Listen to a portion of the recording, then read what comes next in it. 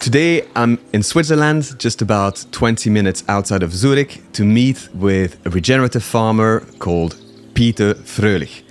He transitioned his family farm to regenerative about 10 years ago, and he offers a really unique and really interesting perspective because he's a farmer with hands-on experience, but he's also a businessman with a scientific background, and that allows him to bring together these three different elements.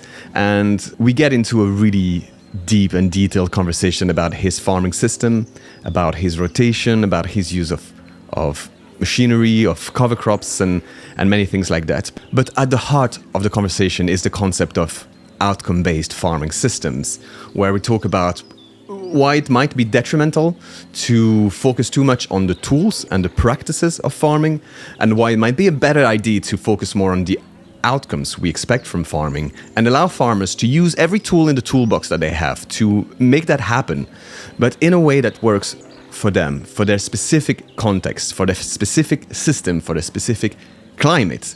I'm not going to tell you too much more in the introduction, but trust me, this is a really interesting conversation. I personally learned so much from it.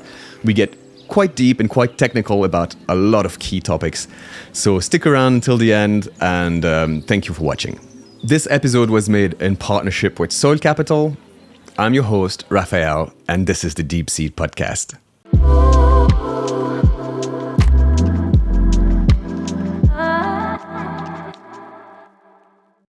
Hi, Peter. Hi, Raphael. For a little bit of context for people listening, we are sitting right now 20 minutes outside of Zurich in Switzerland. Exactly. At your family farm, which you told me last night has been in your family for many generations. Is that right? Yeah, I don't know how far back, but probably to the Romans, so pretty long term. We know of the first records somewhere around the year 1000, and since then the family is here. It has been one farm, got split up over time, obviously, but still this part here is remaining as a family farm, yeah. That's incredible. That's really incredible. And so you very kindly hosted us last night. Us is me, my wife, Natalia, and my little dog, Ginzu.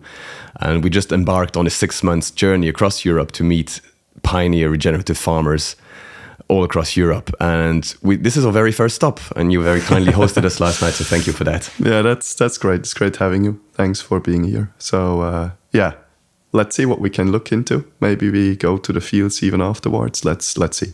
I like to start a conversation really strong with this one question. Mm-hmm. If there's one key message you'd like people to hear today, what would it be?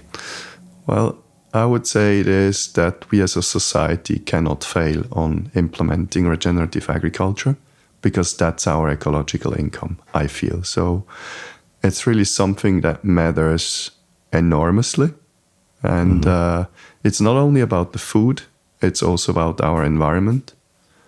And actually, I feel that we're currently, when it comes to climate and biodiversity, more looking at what we lose and what our cost items are, and not so much on the revenue. And I'm sure that Regen Ag is able to manage this in a way it has to be. So we should start to swap from just looking at cost into what's our revenue, and also drive that one. You're talking about ecological income and revenue here. Could you expand on that? Yeah, so if you look at the state of our planet, or let's call it differently, the biomass productivity of our Earth is pretty much linked to our cost items. So if you see what we're using as a society, it's actually everything biomass based. So when you say using, you mean everything we consume, products, energy, everything. And let's, for example, look into concrete. You could say, okay, stones. Mm-hmm. But no, because when you sit in front of that rock, how do you actually work it? You need biomass. You need something to heat it. That's either oil, gas, coal, wood, and so on. And that's all biomass. So people don't actually make the link of oil, gas, coal, plastics, petrochemicals, medication, wood, any fiber that you could think of, textile, food, that this is all biomass based. And even at concrete and iron, you couldn't work without biomass. So pretty much all we use is biomass based. And in history of Earth, compared to the peaks in biomass productivity, we have reached a level of less than 50%, constantly declining. And when that's what we use, then that's our ecological income. Okay, so you say productivity, so the amount, let's say, each year that the Earth is producing biomass, and how much we actually use. Yeah, if that's in balance, we're fine. Yeah. Then there's no excess climate emissions because you produce as much as you use, which puts it back in balance.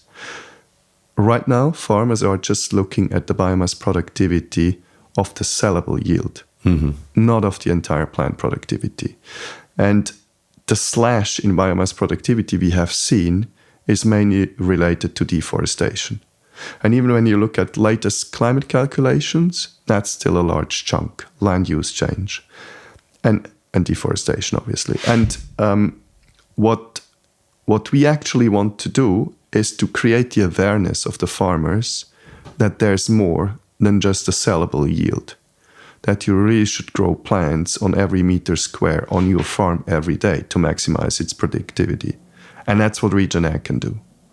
Okay, so it's not just about producing the sellable crop, it's about producing biomass in every possible form. Yeah, and I would even call that ecosystem services. You can then, I see it on my farm when I look back.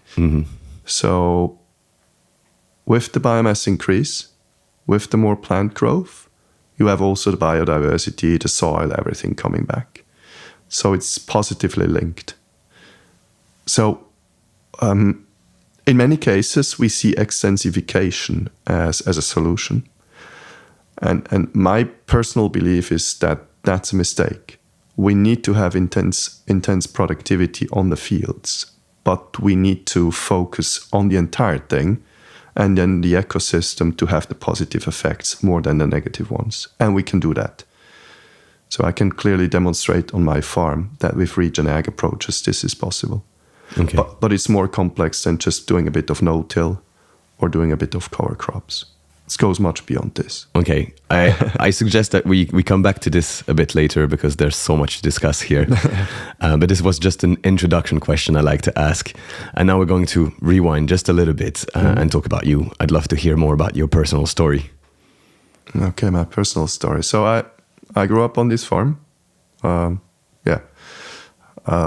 life is all about farming, let's say, in the first place. So I grew up here. I started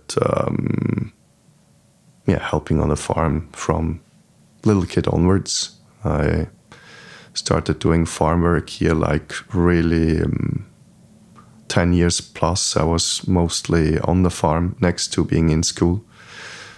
Could talk about child labor here. But I had a good education, so no worries. It was all fun for me. I then actually I was doing an apprentice as a farmer, as you do it over here in Switzerland. So I was 2 years on different farms. 1 year I was on a farm that was one of the founders of IP Swiss. That's like an eco scheme in Switzerland. It's now more than 20,000 farmers. So more than 30% of Swiss farmers are in that scheme. Which is great. And I learned a lot there already. And then I continued to study agronomics. Started to work first in the dairy industry in breeding. I was a passionate cow breeder. And also owned some of the most prestigious cows of Switzerland.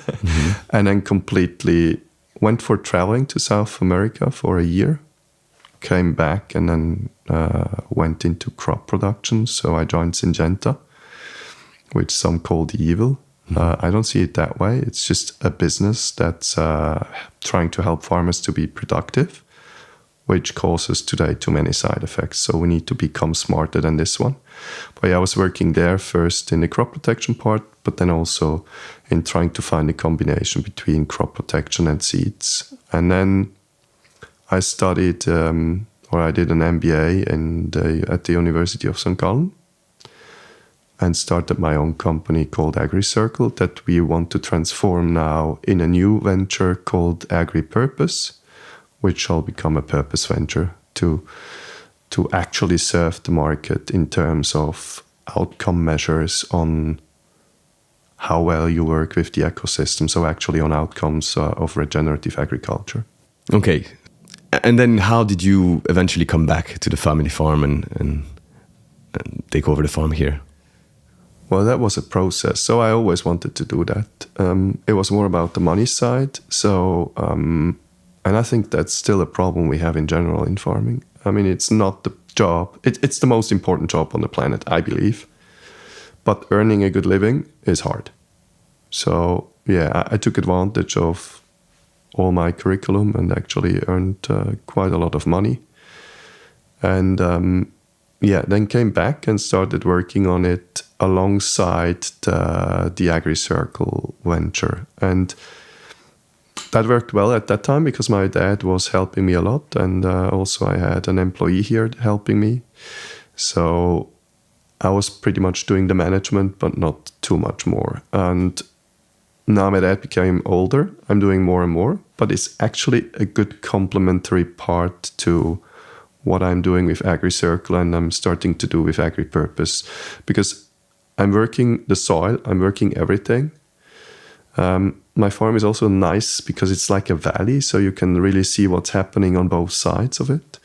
And you can see if something is not working well in a field, you don't need to fly a drone, you just see it. And knowing every meter square of that farm helps me a lot to relate it to satellite data and to what could be correlations that could actually work out.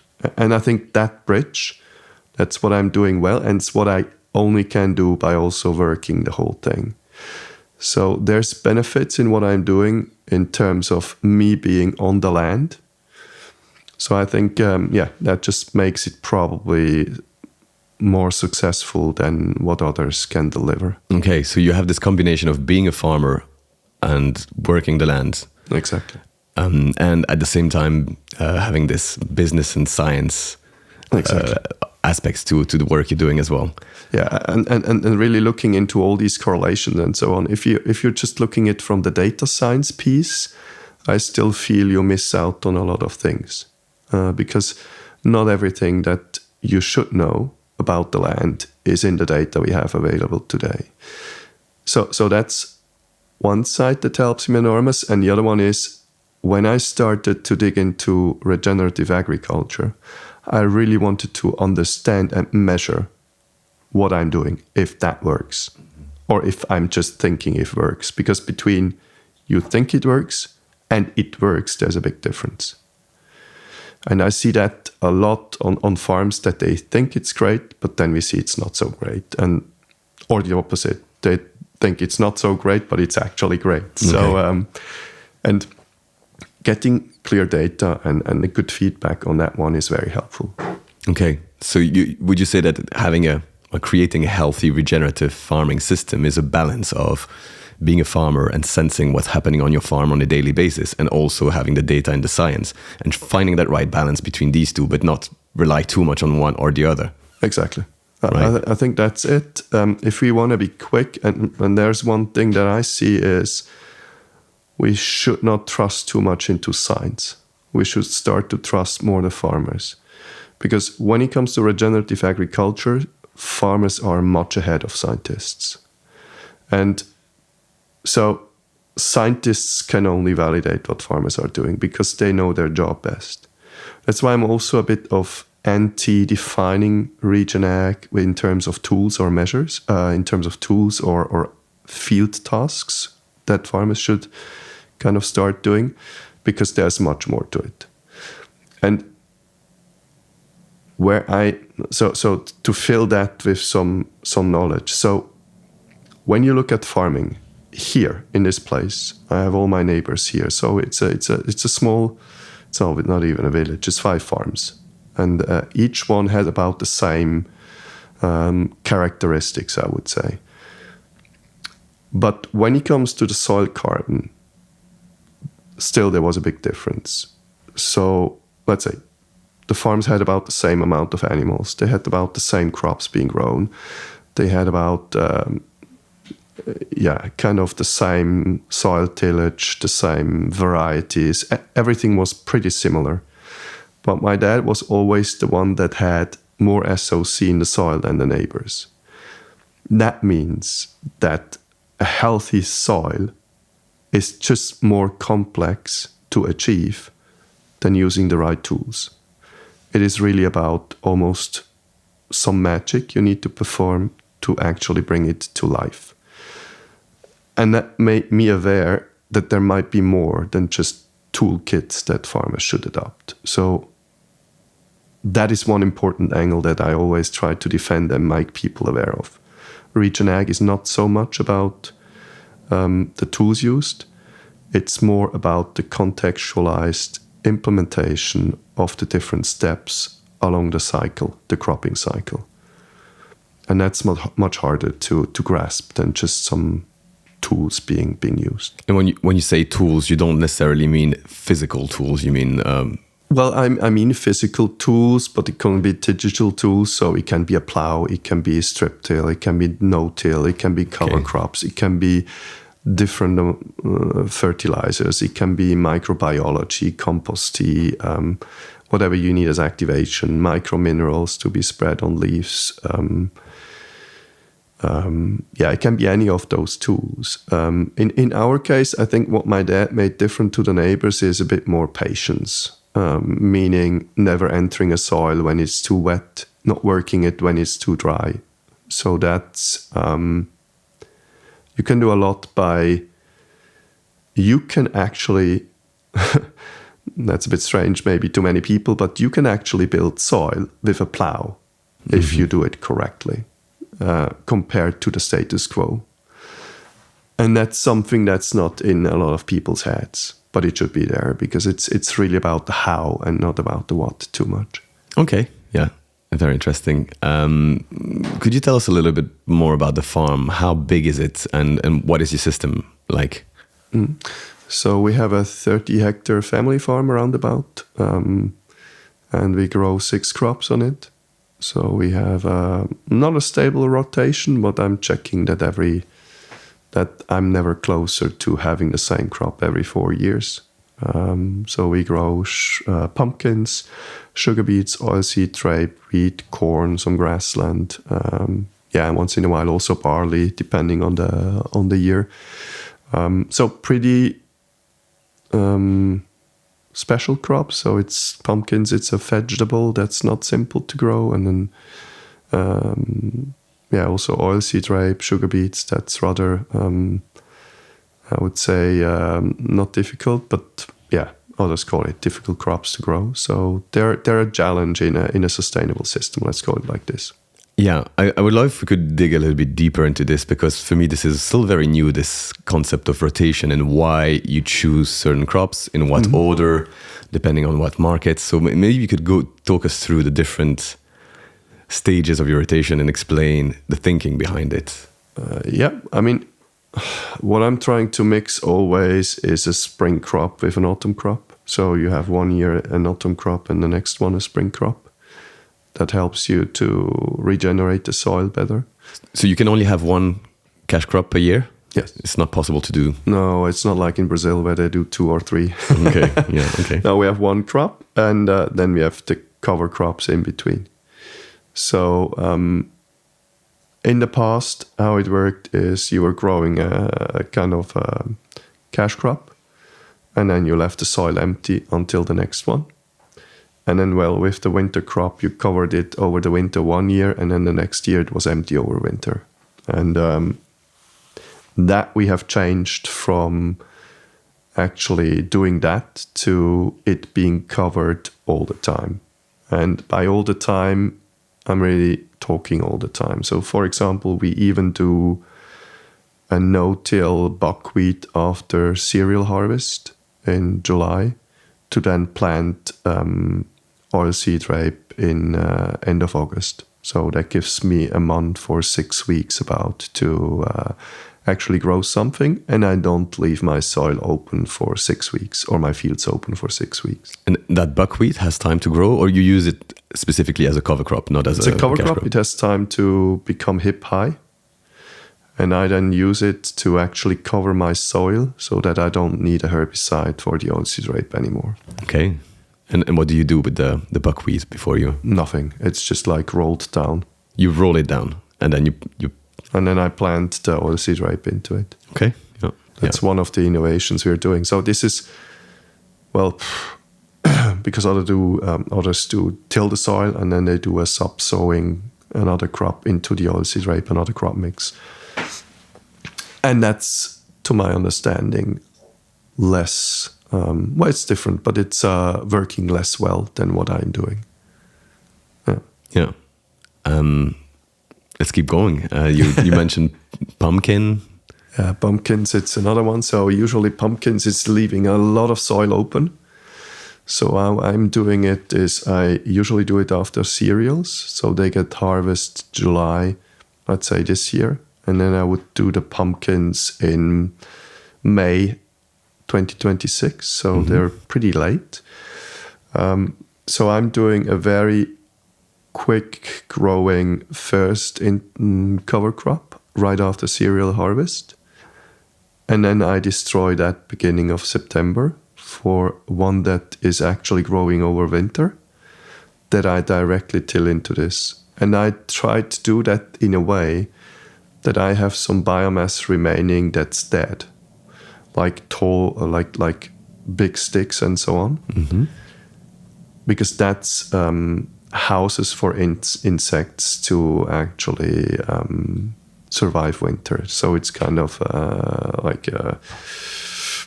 their house, let's call it. Yeah. So I have that mixture, and then in spring I actually fertilize the interim crop. That's my fertilization. And then that one I kill it with glyphosate, because you either have to kind of till it, because it's a grass that's surviving. Also, you have to go in with a rotary hoe or something, or then you have to kill it with chemicals. So I use 2 liters of glyphosate to kill it. And then I do strip till into it. So I only till the soil about 10 centimeters large every 1.40 meters. And the rest, and then I drill the pumpkins into it, roll it after this, and then I actually have the cover crop covering the entire soil, the entire year almost, and the pumpkins growing nicely out of it. So that's also a way to do herbicide. Well, it's not herbicide free because I use some glyphosate to kill the grass. It's a rye actually, but yeah, so. I always say, some death you need to die. Okay, yeah. That's so complex. Like you just described only 1 year of a rotation, and there was so much going on there. So you mentioned that after you wheat in July, right? Yeah. You planted the first cover crop. Yeah.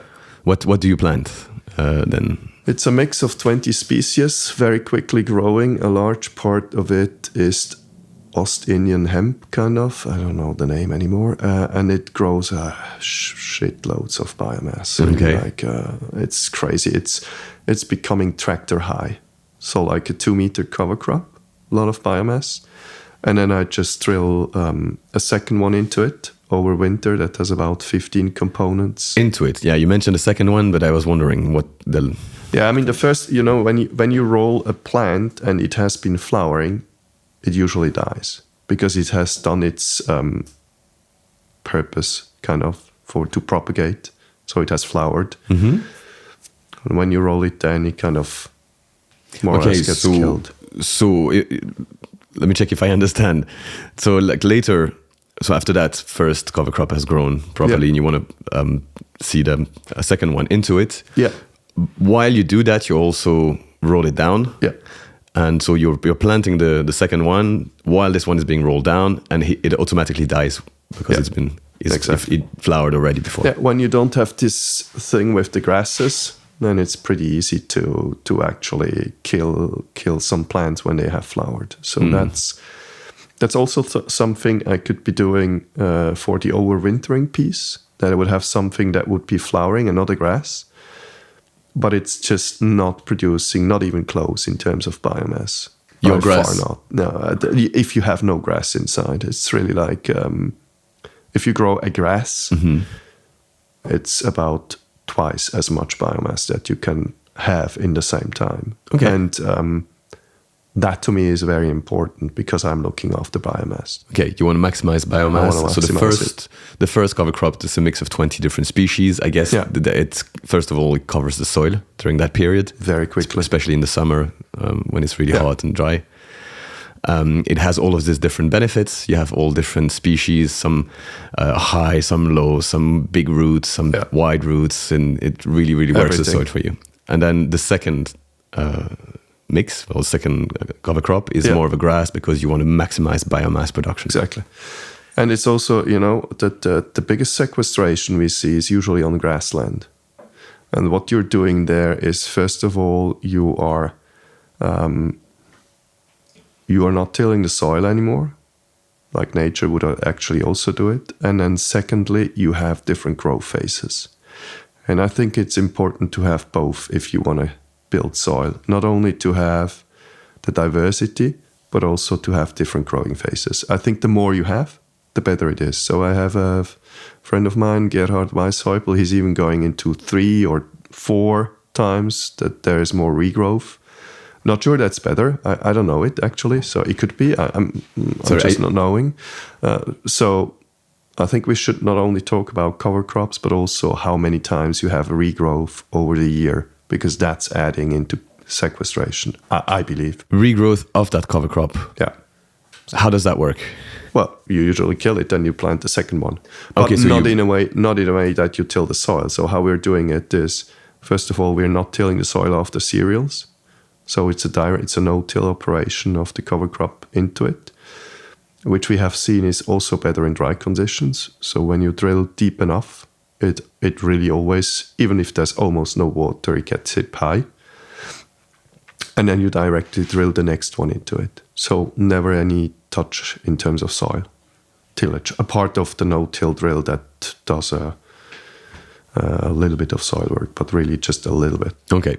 And then before you plant your next crop, which is the pumpkin, Yeah. in this case, you said like there you need to kill the grass, and the grass, it's like there's no way around it. You need to kill it one way or another, and you said it's either you plow it in. Not plow. No? You can. Well, you could.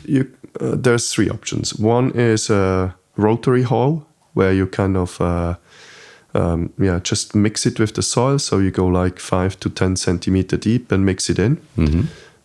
I did that also. Then I usually use some microorganisms that I spray before that operation, and then I do that, and that's helping to digest the plant, because now you're putting a lot of plant material into the soil. And that's also not a natural process. Yeah. So you're trying to help it with some microorganisms that this goes quicker. That can really kickstart the biology. But the downside is you need to have about 2 weeks of the right weather. That can play against you. And you're leaving the soil open for 2 weeks about. And then you drill the next one in, and then it still has to grow. Yeah.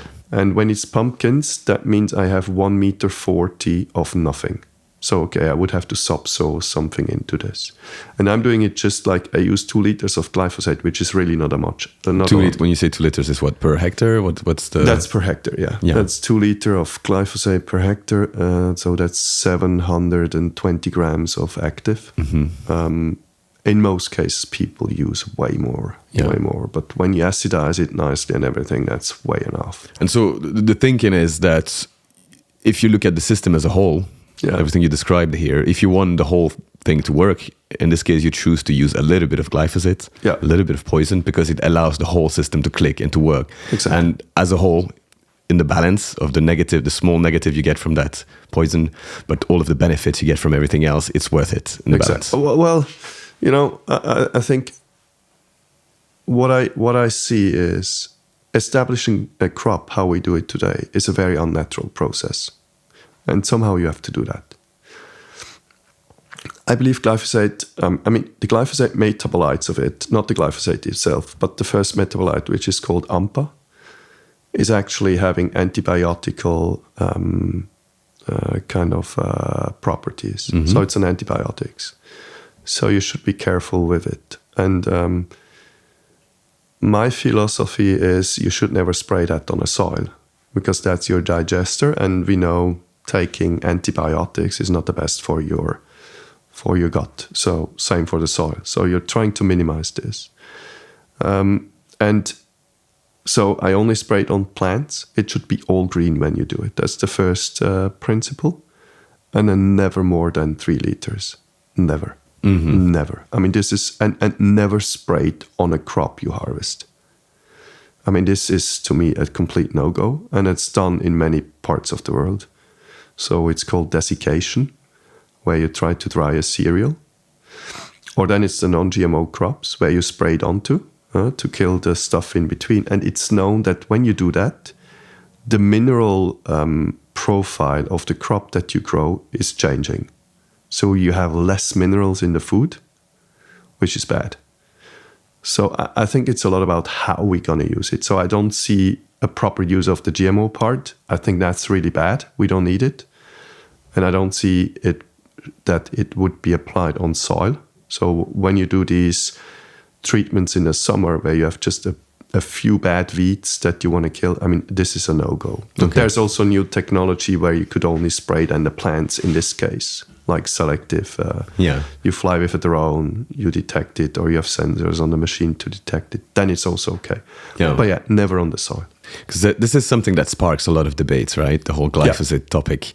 And it's always, as most debates these days, very polarized between one side that will say this is toxic, this causes cancer, and this should be completely forbidden, and the other side that says we don't have alternative, we need this for farming, and you can't do that. But what you're saying here is that there's a very nuanced in between. Yes. That makes more sense. Yeah, and glyphosate is a pesticide, yeah. What I'm a bit confused about is we use a lot of herbicides in farming, and it's actually the most eco-friendly herbicide that we have. So let's say you take out the glyphosate, what you're going to use is more poisonous, more cancerogenic, everything. So you're actually, let's say it's unnatural to spray something like this, but then currently NGOs and everyone targets the best out of the bad. So maybe you should start with some others because they're really bad. Yeah. So and that's more of how I think. What I'm trying to do in farming is to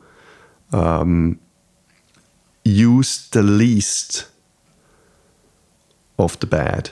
So trying to actually, so for example, we went into laser weeding. So we have been killing weeds with lasers on this farm, or actually on a friend's farm close to here. So that to me is the future for it, because let's face it, hoeing is a very bad operation. And especially on this farm, I don't like to hoe. What's hoeing?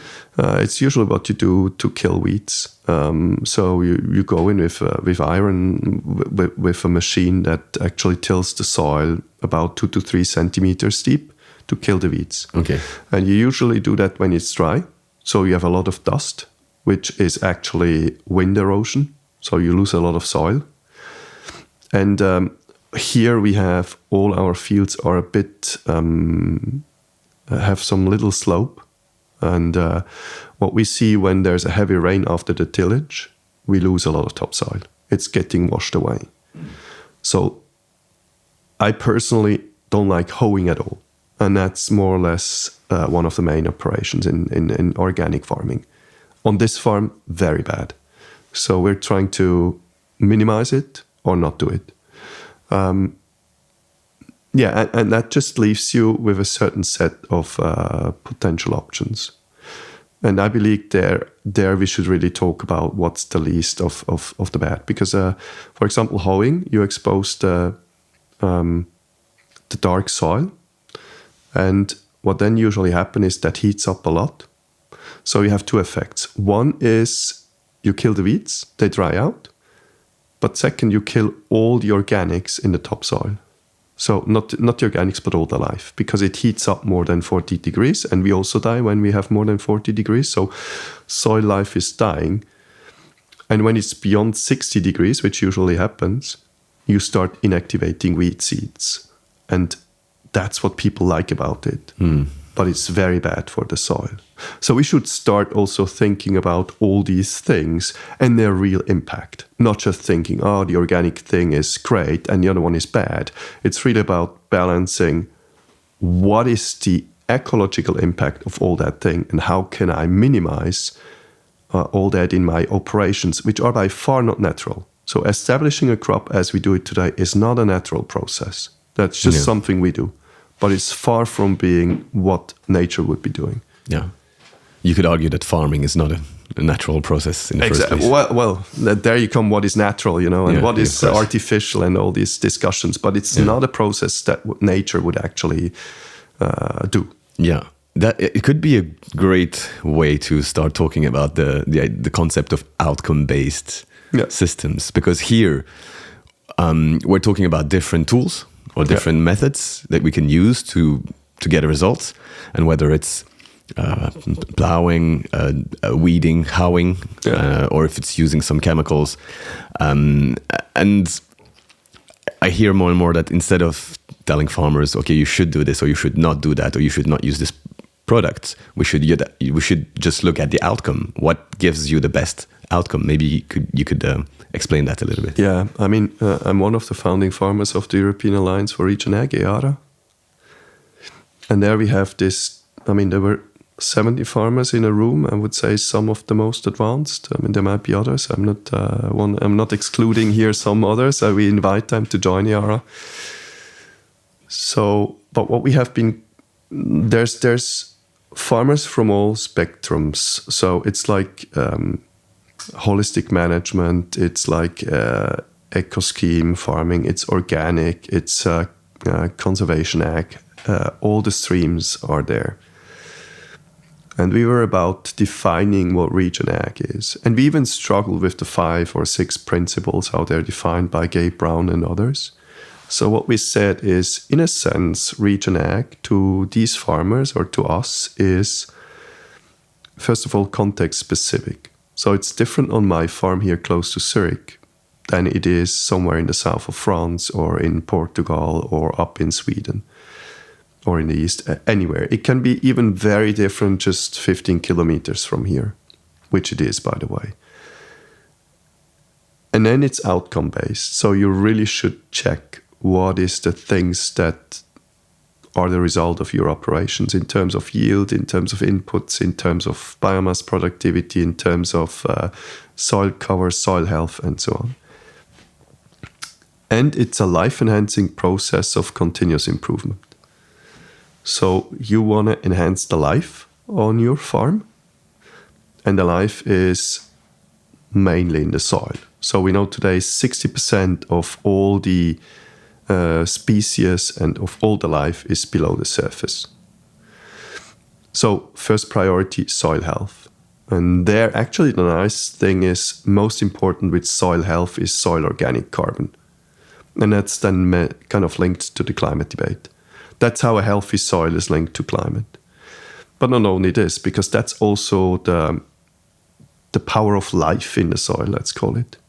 And the more life there is in the soil, the more life is going to be created above it. Could you maybe just explain that in a little bit more detail, the relationship between soil health and soil organic carbon and climate?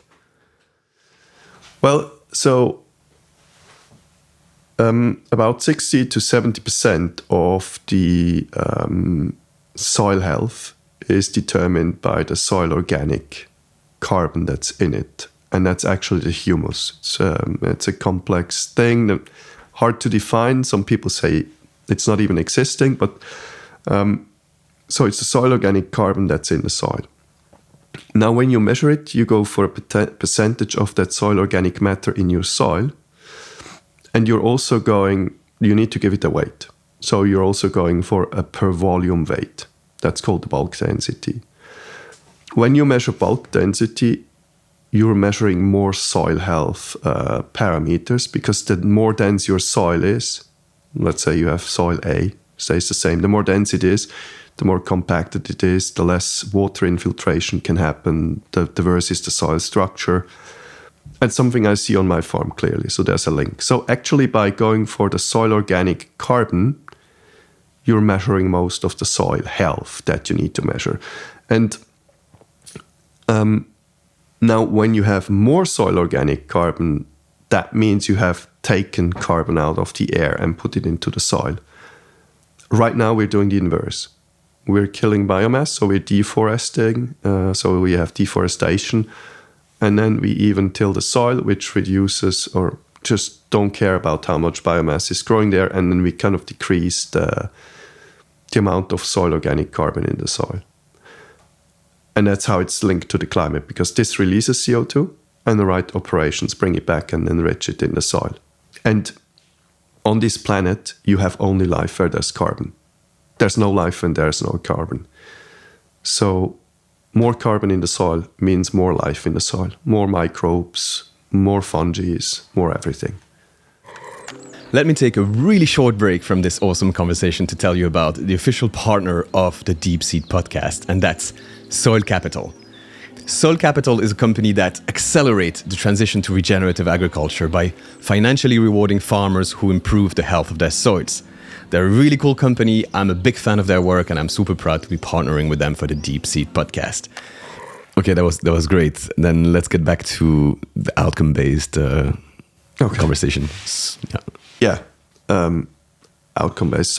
So what we're doing, what we're trying to do is to work in the name of the farmer, but also not only the farmer. I think we have, when it comes to outcomes, you need to define what they are. And there's physics, but then there's also finding an agreement amongst the stakeholders that are having to drive this. What we identified is the stakeholders to drive this are the farmers, but it's also the industry. And then even more, it's all the NGOs that are there and trying to make a living out of it by sometimes objecting or at least checking that things are working well. And then obviously it's always also the internal view of whatever company is, that's the employees. So what we're trying to do is create AgriPurpose, which is a purpose venture. So what it does is it splits the capital rights from the voting rights. So the voting rights you would have in the General Assembly, the ones that decide what happens on a company. And we try to unite in those 4 key stakeholder groups to then define with them which outcomes should be actually monitored and to find a way to define them, but to measure and validate them and to improve them. And I think something neutral like this, and we're looking there into just 4 buckets. So we look at biomass productivity overall. We look at soil cover overall. We look at soil health, and that includes for us the soil organic carbon. So it's the bulk density plus the SOC percentages, but also pH and macronutrients, because long-term sequestration only happens when those are in balance too. And then last is the efficiency. So what's the yields you have produced? And there we only look into sellable yields. Meaning, if you produce corn on your fields that you use to feed your cows, we don't count it in because that's not something you sell. So sellable yields, that can be any crop. It can be milk, wool, meat, whatsoever, eggs. And then the inputs you have used for that. And we just look at 6 items. So it's fuel, it's energy, it's nutrients used. So that can be fodder purchased or sold, mineral fertilizer purchased or sold, or actually organics brought to the farm or taken from the farm. Always just what matters to us is the nutrients inside. Water, the crop protection use. We look at money because the stuff is value priced. So it's actually, if you use less money, you have used less. It's harder to do it anyway, with any other stuff. And then it's the animal load, because if it's too low, it starts to harm soils. And if it's too high, it starts to create excess emissions. And that's pretty much it. So we try to validate on this one. Okay, so sorry, because there's so much information here. Yeah. And I want to make sure that everyone stays on board, including myself. Okay. I'd like to think that I'm in a good position to do these interviews, not because I am knowledgeable about these topics, but because I'm not. Okay. And so I can ask the silly questions and make sure that everyone stays on board with me. Yeah. So you're trying to define the outcomes, Yes. that we could build an outcome-based system on. Exactly. And here you were just citing all of the different metrics or the different things Exactly. that you look at to define Yes. outcomes. And so let's go through them again really quickly. So you talked about net primary productivity. Yeah, it's the biomass productivity. It's linked. It's not exactly the primary productivity. It's linked to the net primary productivity. And what we know is that one is linked a lot to soil health. So actually, the more net primary productivity you have, the more soil organic carbon you have, the healthier your soil. And then you have this positive feedback loop finally. Mm-hmm. So the intention is first maximize net primary productivity, then protect this. So the protect is the soil cover. Because what you should try to avoid is that your soil overheats more than 40 degrees. For that, it needs to be covered. Never any dark part of the soil being exposed to the sun. Then it actually should not be exposed to water and wind erosion. And that's the cover. So the more time of the year it's covered, the better. And it doesn't count when you have planted something. The thing is when is actually there some green growing or some structures remaining from plants like that you can see with satellite. So these are the first two that we check. So again, biomass, which is linked to net primary productivity and soil cover. And that gives you an indicator, you get a certain results. Yes. So how we do it is we compare those values that the farm achieves with the neighborhood. So we do that automatically. Automatically? And then anywhere on the planet. With satellite data? Yeah. And that's the cool bit is when you compare the farm with its surroundings, it's actually always context specific. So there the context specific comes into the outcome based. And then it's the continuous improvement because we want those numbers to be improving against the region. And think of it like algebra, like a formula kind of thing. And when you have things on both sides of the equation, they usually are... You can just take them apart, take them away. So weather and stuff is all the same. So many things are kind of same farm to the region. So you're actually kind of unraveling the fog through this. And what we're then doing is we're always asking the farmer when he's underperforming or overperforming against the region, what he did. And the cool bit is with satellite data, you can look backwards 7-8 years now. Meaning we can learn from the last 7-8 years what he did. Okay. And then what went well and what didn't. And then you get the right focus to start where you need to start first to improve, to actually maximize the outcomes. Yes. So it's not only a measure, it's also a very nice toolkit to focus and optimize. Yeah. And then we go and measure the soil carbon.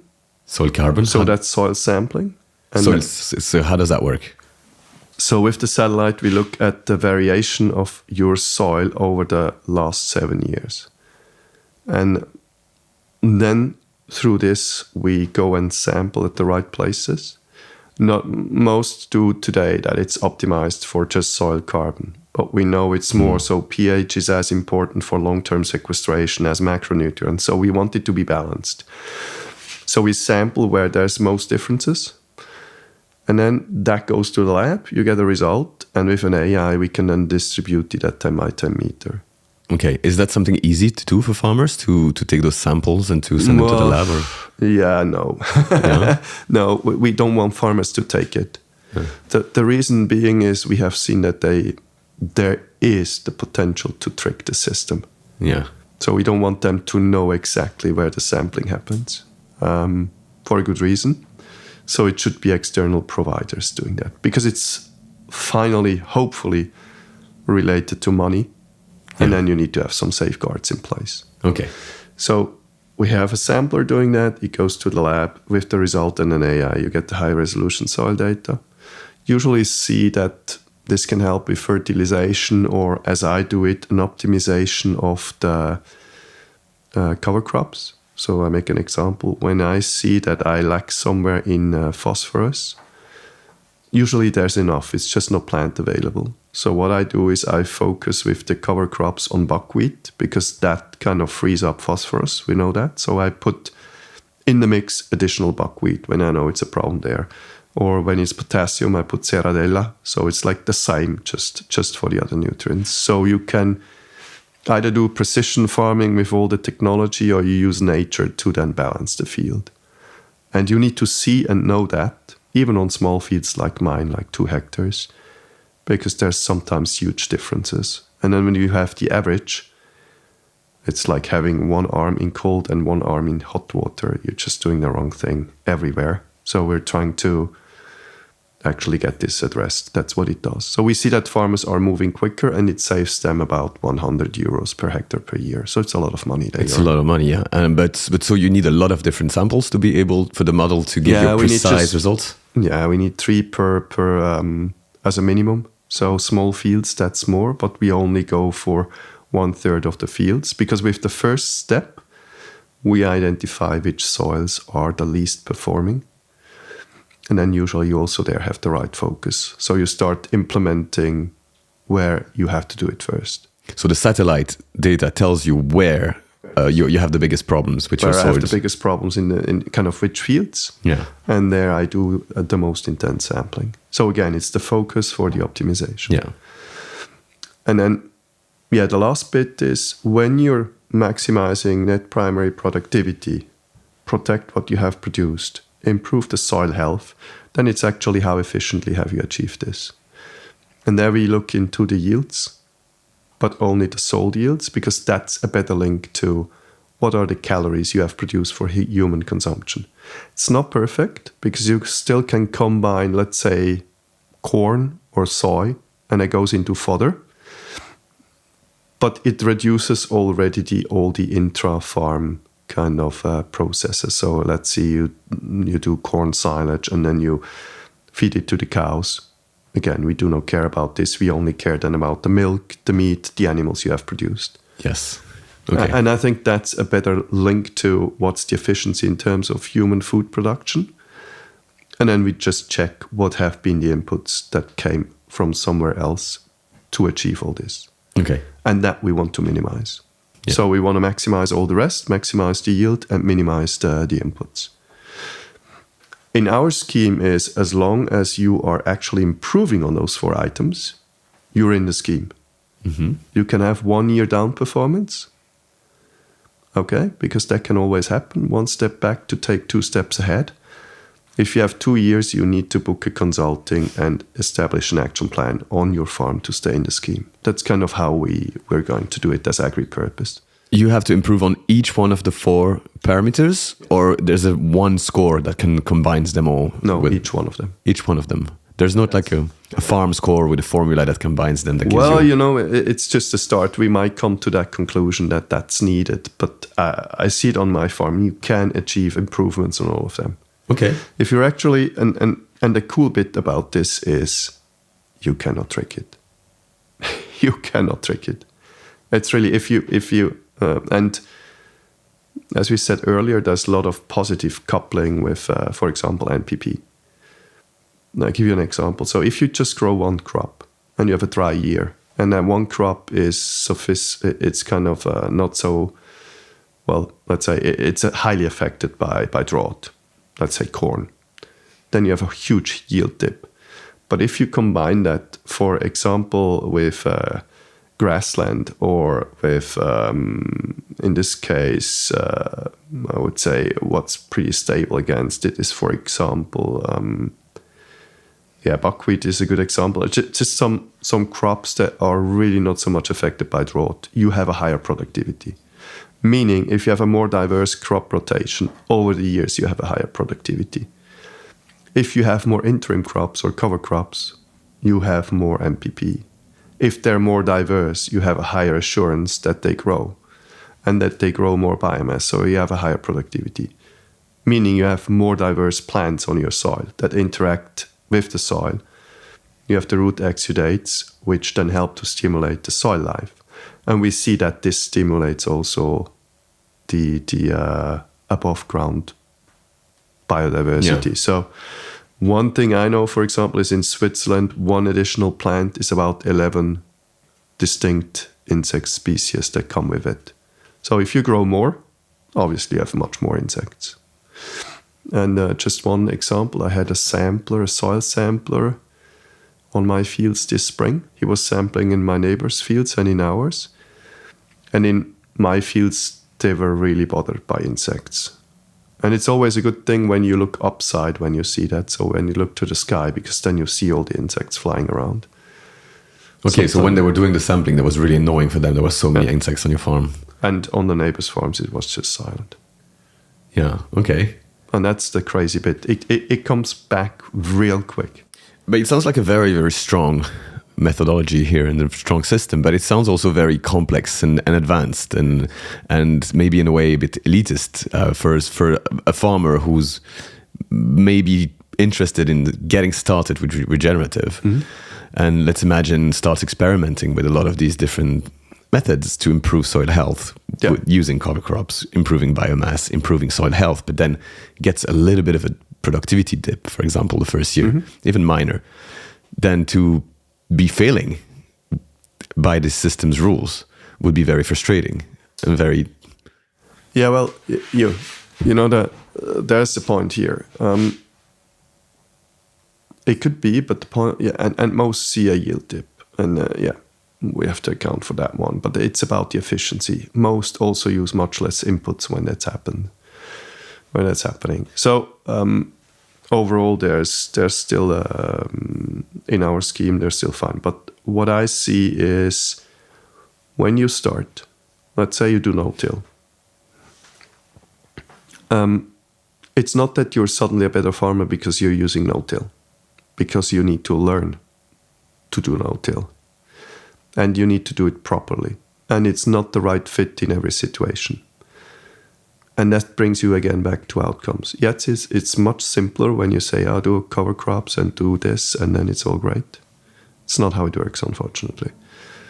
Because you need to learn how to work, for example, with the reminder of the cover crops. How do you use all that to maximize outcomes?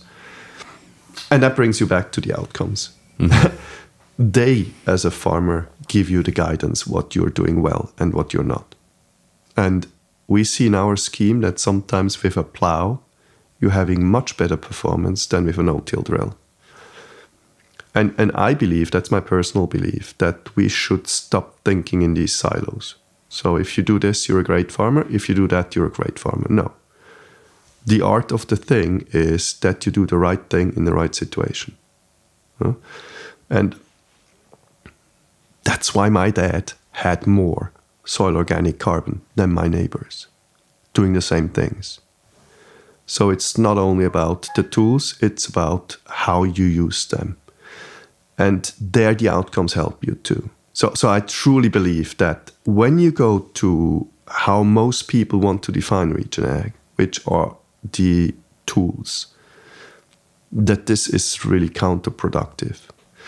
The point here is that why is it counterproductive? It's first because it's the how, and you can even do bad with those tools, but even worse. First, it starts like voluntary, then you're getting some money for it, and then you're tied into it. And it could be, for whatever reason, a completely wrong thing to do. But then since you're getting the money for it, you're tied to it. And you already see it here. That's more than counterproductive, because now you are actually supposed to do something that you as a farmer know it's not going to work. And that's just not something we should allow to happen. But every time you start defining in an office what a farmer should be doing outside, that's exactly what you do. And we don't need office people telling farmers what to do. They know what to do if they have the right outcomes as their targets. So that's why I'm very defensive when it comes to someone defining tools to actually boost regen ag. It might be good for a start, yes, to start the journey and so on. But then it should not be binding. So And that is a bit of the tricky part in all this and all the definitions I see out there. We know through Rockefeller Foundation of more than 160 frameworks out there. And most of them have two things in common. Based on tools. Second, they're actually needing a lot of information. And they add cost through that. So because getting more data points is additional cost. And additional cost is not what you need when actually someone is not ready to pay more for regenerative products, but you're already starting to do all the monitoring and asking for more to do, which is more cost, with not actually providing in the same time a higher price. And I think that could make us really fail in Regen Ag. And as I said at the beginning, we cannot fail on this. It's our ecological income of the future. So we as a society have to get that right. And farmers have to get it right. Thank you so much for listening this far into the episode. And thank you to all of you who have already subscribed to the Deep Seed podcast and who keep coming back week after week to listen to the latest conversations. I really, really appreciate. If you haven't subscribed yet, this is your opportunity to do so. It only takes about 3 seconds and it actually makes a huge difference for me and for the podcast. So thank you so much in advance and let's get back to the conversation. So now that we've described in detail the methodology, maybe we could look at the business model that goes with it. Mm-hmm. So first of all, I said it's going to be a purpose venture. That has like two benefits. One is it's not about the investors. It's really about the stakeholders that align. So what that does is it takes the company kind of out of the shareholder value race. Bad for me because I could probably get wealthier if I wouldn't do it this way. But it's like also a lot of money that would usually go out in dividends and so on that will stay in the process. Then it's not being driven by individuals, it's being driven by stakeholder groups. So we said farmers, retailers, NGOs and employees at same share. So that ensures that the money, that this is really something that's for society. And that's how I want to build it. And the business model is going to be that there's a price per hectare.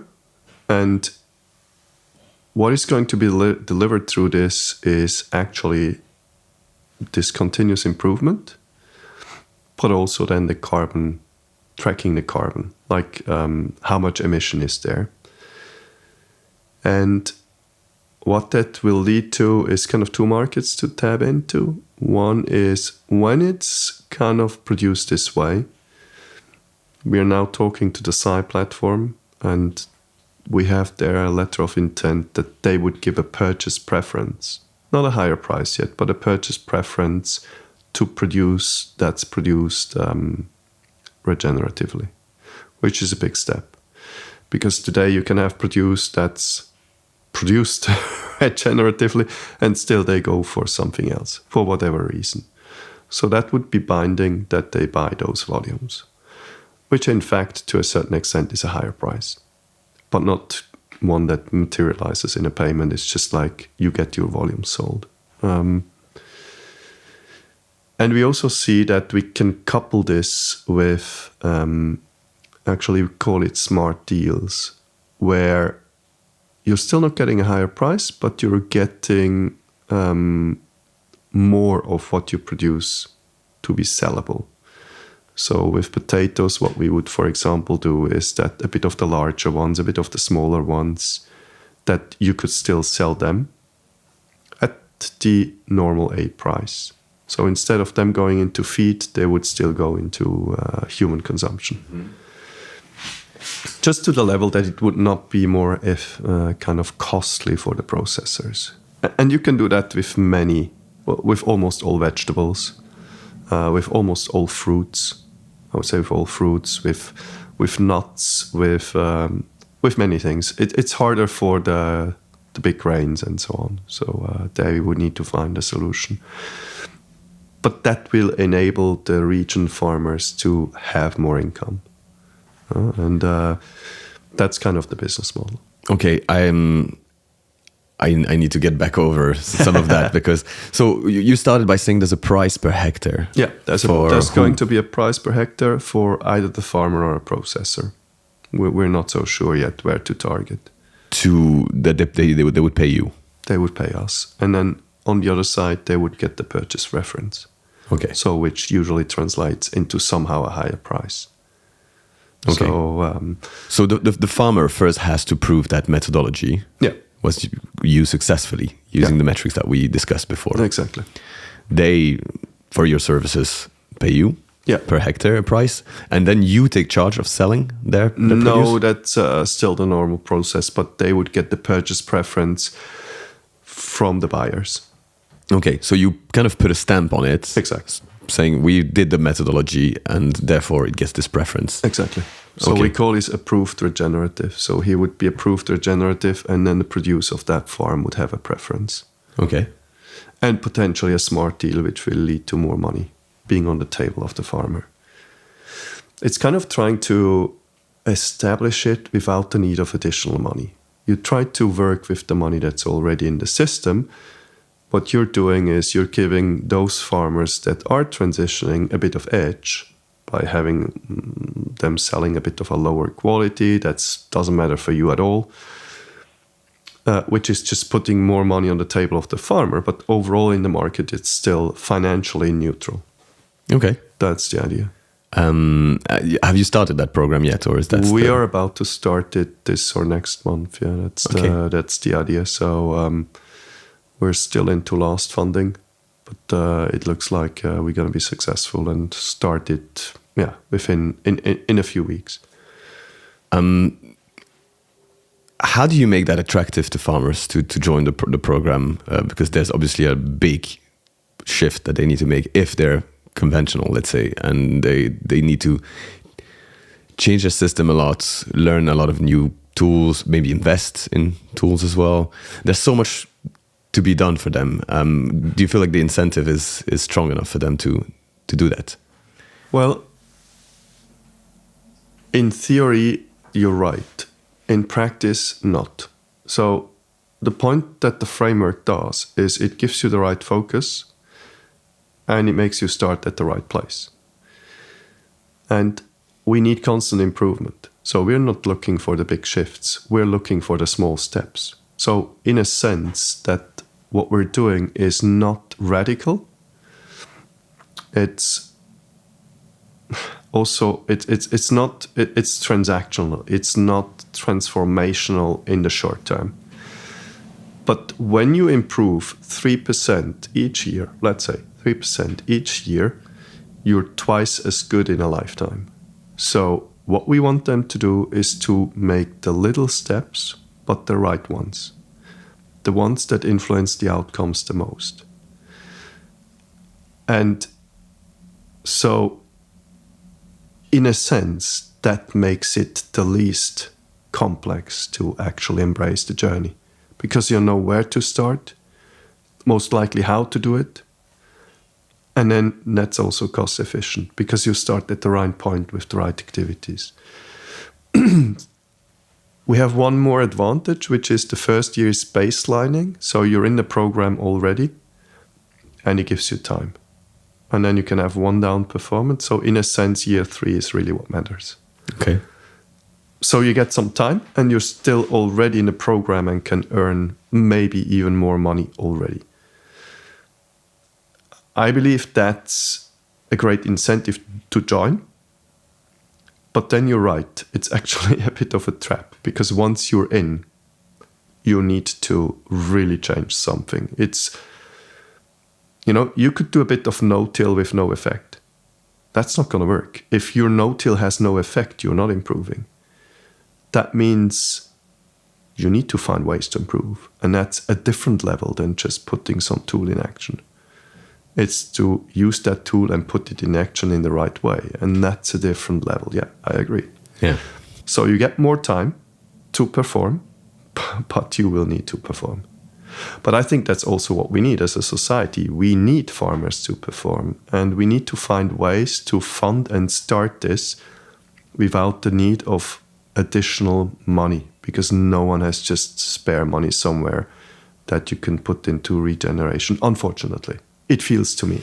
I don't know why, but as a it society, seems like... You said as a society we need this. So that's an interesting point, because then as a society we need this. It's not just the farmer who needs to do this, right? It's all of us as a society. And you said we don't have extra money, but we know that we're spending a lot of money on the negative externalities of certain forms of farming. So it costs a lot of money to society. So wouldn't it make sense to also incentivize this process? Look, absolutely, but it's just not what I'm seeing happening. So we're trying to make this scale without it. Yeah. It's much harder, obviously. But on the other hand, I see schemes out there that are distributing money, not having any impact, because farmers are just tricking it, and more than you think. And do we need that to distribute money with no outcome? So it's two-sided. It's almost like you need this hedge that there are really outcomes improving. And you're right. You can try to then get more money to these farmers with some tricks we try to apply. But finally, this should have a price. When let's call it the other way. When farmers are saving the ass of our society, they should be paid for this. Of course. And I got one problem here, which is overall. Let's take the helicopter and fly up and then say, hey, is the depletion of soil smart? And I'm telling you, yes, it is. The long-term kind of molecules of soil carbon is stable between nitrogen, phosphorus, and carbon. Releasing carbon from the soil frees up nitrogen and phosphorus. That's free fertilizer. So what actually farmers are doing by reducing the soil organic carbon is they're digging for fertilizer. It's mining for fertilizer. So that reduces their cost. Up to a certain point where that kicks back in terms of negative, so in terms of yield instability, low water infiltration, erosion, and all the things we see today. But actually, when you need to pay your bills quarterly, that has not been a bad move. So it kind of gave you edge. So you're using a plow, you're steering up the soil, you're putting temperature into it, you increase mineralization, you deplete soil organic carbon, free fertilizer for your plants, and we see that it grows more. And now what we do is we need to bring it back. And by the way, we need to bring the nutrients back because N, P, and C, not K, N, P, and C are still there to form this molecule for the long-term carbon to be stored in the soil. And when I now hear people saying that overall to regenerate is cheaper, then I'm asking, so how can it be cheaper to actually build something instead of mining it? So do we need more money for farmers for regeneration? Yes, we do. Because we need to bring back what we have just used and mined, as we do it with many other things, thinking that's just a free lunch and that the party is going on forever. We have come to the point where the party is starting to stop. Yeah. So it's going to cost more. And there's really my kind of message to the consumers. We need to be ready to pay more for healthy and good food. And in fact, you're right. We have externalities, and we have also externalities of health, about us, about our health. And paying a bit more for food is also living healthier, meaning spending less for doctors. So not great news for the health industry, but so most likely we should think about the transfer of funds from the health industry to the food industry. Right. Yes, so maybe that's actually a really big opportunity, because we have free or affordable healthcare systems in most countries in Europe, at least. So that's already money spent by the state. It's already public money being spent. And so we could actually, if we could actually spend that money to help people buy healthy, nutritious food that is good for their health, which would reduce healthcare costs somewhere else. Maybe there's a lever for action there, no? Absolutely. I mean, it's not only that cost, it's also all the subsidies we pay to farmers to make food cheap. Huh? So, yeah, I believe there we have a big opportunity. Then we have a big opportunity with less waste. I mean, especially vegetables and so on. We just lose way too much in all the process, especially from the fridge of the consumer. So I think there's a lot there. I mean, if you just could give food a different value than it has today, it would bring more money to the farmer growing it, would be less extractive and more healthy. So, and that shows the power of regeneration and how important that is for the society. It's not only that we need to solve this on the farm, we need to solve this all in all. And I mean, you know, it also starts to me with what is the value of the farmer in the society. And today it's like almost nothing anymore. Okay, he stinks, he's this, he's that. When as actually it's the person managing our environment, which we know is directly linked to our life expectancy, the food we eat, life expectancy and health. And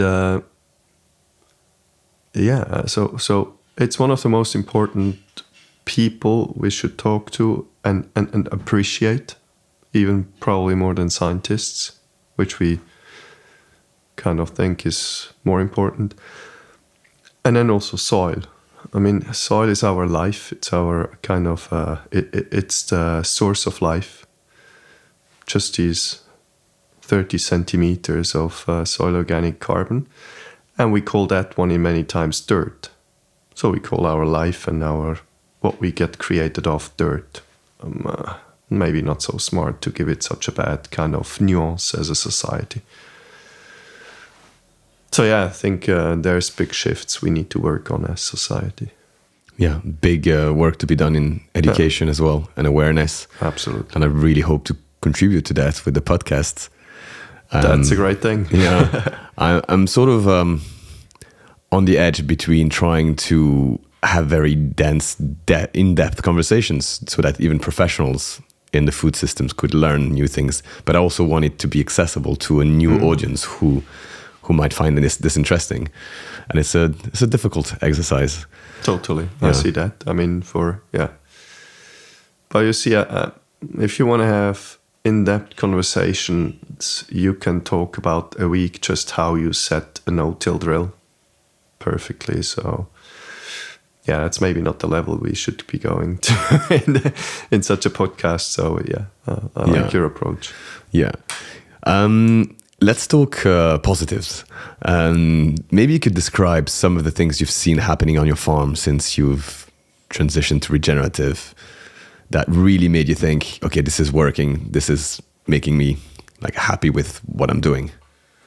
Oh, there's a lot. So, well, what I've seen is I made a very quick transition from conventional to actually totally regenerative. Probably too quick because I had quite some backlash in yield, so it dropped too much compared to what I did. So that also led me to the thinking it's a stepwise approach. But you actually, even if it's small steps you're taking, the ecosystem reacts really quick. So you see the soil getting darker very quickly. You see soil structure being there very quickly. Maybe not yet the SOC you would love to see, but already the structure that it can start actually to accumulate.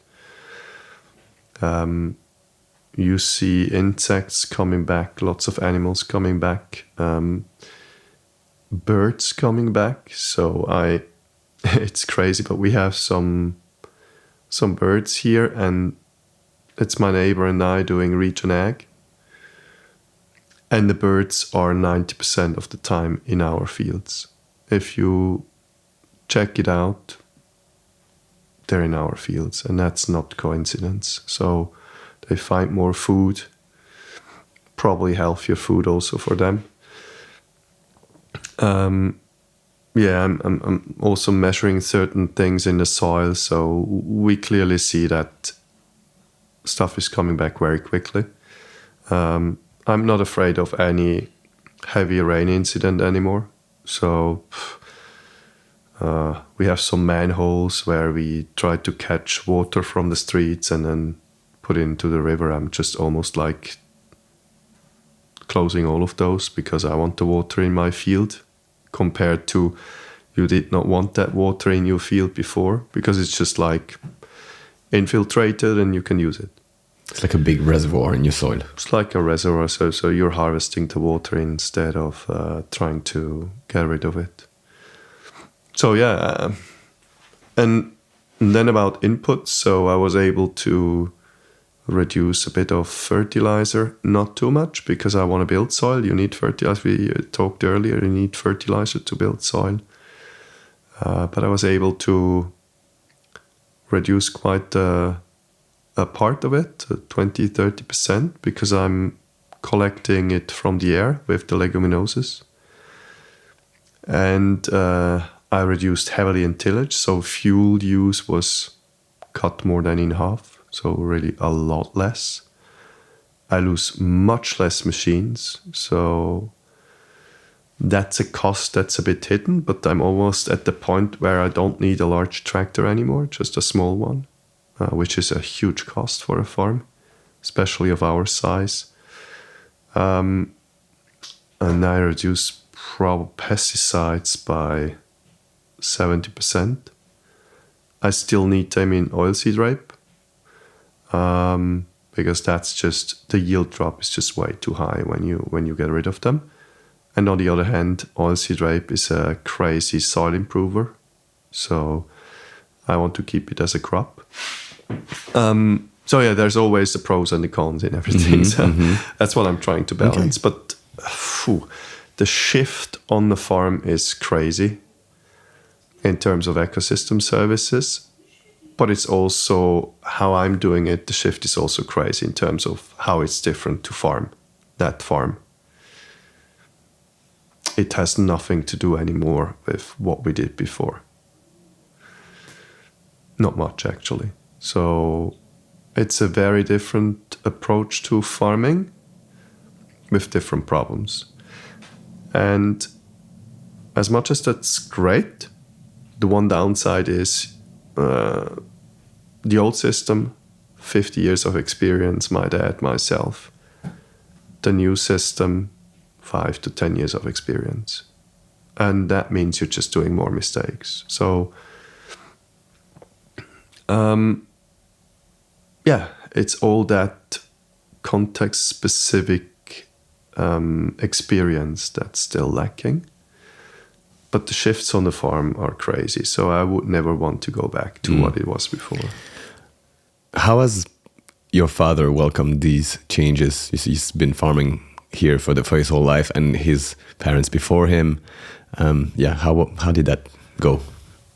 Not well. But it's not even my dad who is the biggest problem. It's the landowners. So, land in Switzerland is owned by at least half by non-farmers, older people. And they just have a different opinion on what is good farming looking like. And for many of them, it's like, a nice field of wheat, all plants the same, no weeds, That's how to do it. And for that, you need to have a high input. You need to spray a lot. And the first thing you're doing with regeneration is to do less of it. Do cover crops. And they look once this way, once that way. And in their eyes, that's not looking great. So, yeah, lots of discussions with them, even more than with my dad. And yeah, also for my dad, it's a challenge because it's more this kind of looking back and thinking, hey, it's not that I have been doing everything wrong, no? So more like, why is he doing everything so different? Did I do everything wrong? And I mean, I was a good farmer, so why should all that I've been doing be so bad? And yeah, they have a different view on it. Field, perfect, nothing in it, just wheat. I don't want that because you need communities of plants. So I think it's a completely different view on what good looks like. And that's a challenge because it's the entire farming community that needs to see that maybe good looks different than they think it should look like today. And that's a challenge. Yeah. And you know, in farming, you have this kind of self-cleaning environment where people try to bring you to the normal. And I see a reason for that. So if every farmer would become crazy innovative and do all the stuff they have in their mind, and we would actually completely trash the yield of an entire season, that's a huge problem for society. That would mean no food being created, so, or much less. And well, we can import still, but if that would happen large scale, that would be a threat to society. So I think there's a reason that there's this tradition and kind of self-cleaning approach to these operations. So by doing all this innovation, you work against this. But I think it's a very it's a very great safeguard that is in there for many things. It's just in what we're doing now, not very helpful. But it got to be there. So it's not something bad. We're working and we need to appreciate that. Even as very innovative farmers, we need to appreciate that these safeguards, they're there for a reason. It's actually exactly this, that we cannot fail on a yield of an entire season. We have to get it right. It's not like an iPhone production. Some would care, but nothing would happen if you cannot produce an iPhone this season, you get it next season. But if you do the same with food, yeah, you get it next year. Well, good luck. Yeah. Okay. And can we talk a little bit about sort of the economics of the farm? Because you said that you reduced inputs in terms of fuel, fertilizer, pesticides. So you have reduced costs on the one hand, and you said that you can maybe look at having a smaller tractor. Yeah. You have increased costs on the other side, I guess, with all of the seed you have to plant for your cover crops and things like that. So how does your balance sheet look like now? My balance sheet went through a dip. I had no income from the farm for 2 years. So nothing a normal farmer would be able to afford. So that's why I'm also looking into these stepwise changes and not the radical ones. So we need to be careful there and help them. And I have been reducing a lot of cost in pesticides, fuel, and partly fertilizer, but I've increased a lot in seeds. So actually that's more or less quid pro quo. So like I just shifted around the cost from A to B. Yeah. But that's because I'm using 20 species mixtures and so on and so forth. I'm doing 2, not just 1 cover crop growth phase. So there's a lot of decisions I have taken to do that. I invested quite heavily into new machines. So on a small farm like mine, 30 hectares, you have quite large cycles till you can replace a machine, because you need to use it years on years to actually depreciate it. So, and I had to invest more than 100K into new machines. Compared to a normal investment cycle, that would be more on the 20K side per year that you could afford. So 5 times more. Again, you could probably more rent machines and do that differently too. But it shows there's quite some cost chunks to digest. All in all, I would say from now onwards, I'm set for more income, but there has been a valley. Yeah. And more income. If I even have more income for the next 5 years, I won't make up for the loss of the 2 years. Got to keep that in mind. And again, overall, I think regeneration will be a bit more expensive. From what I told earlier about the depletion of nutrients from the soil, getting free fertilizers versus bringing it back now. So there's overarching a slightly higher price. So somehow we got to find ways to remunerate the farmers a bit more for what he produces. And I think there's enough money in the system. If we tailor it correctly, we can do that. Okay. When you look at the future, and we know that we're going to have a changing climate that swings harder and harder, and a lot of instability in different aspects of society, also economically, maybe in terms of the price of inputs. Do you feel, though, that despite the challenges so far, that you're better equipped to face these challenges? I mean, that I'm sure about. And I also believe it's harder and harder the later you start the transition, because climate change starts to kick in. And as I said earlier, I'm not afraid of heat waves anymore. They have a yield impact, but not as big anymore. I'm not afraid of water, kind of heavy rains anymore. Not a problem to me. So yeah, there's a lot it helps for. So the long-term effect is totally positive. That I'm sure about. But there's there's this phase where you're gonna make mistakes, and I mean, then it's always we can help you with this with consultants. I'm like, tough, because it's not about the big things. It's not about you should plant that cover crop. No.